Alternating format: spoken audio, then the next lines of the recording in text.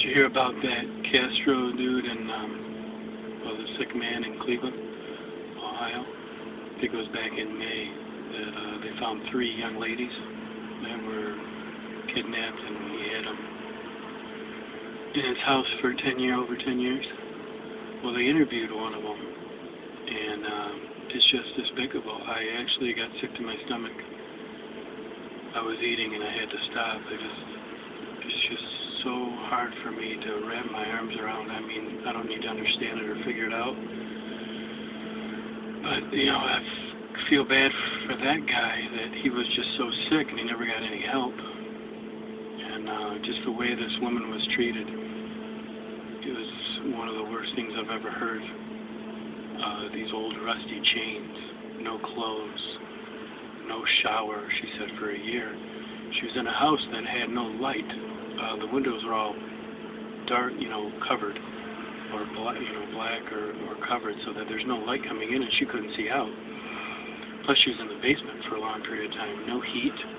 Cleveland, it gets pretty cold in the winter.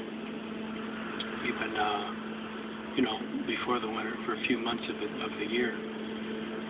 And just despicable. I mean, I don't know how any human being can treat any living thing like this. Chains around her neck till she passed out.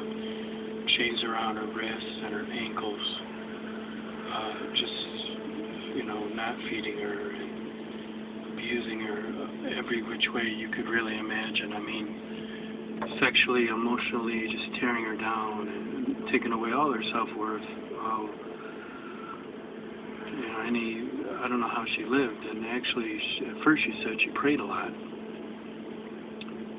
and then she actually used quite an interesting technique, telling them, well, yeah, you don't have to do that, that doesn't really work, and that's a pretty good technique to use against somebody who's doing harm to you. It kind of takes away their power, and it kind of suggests, you don't have to continue doing that, because you don't get the, whatever the result, or it doesn't, it doesn't have to be that way, or whatever.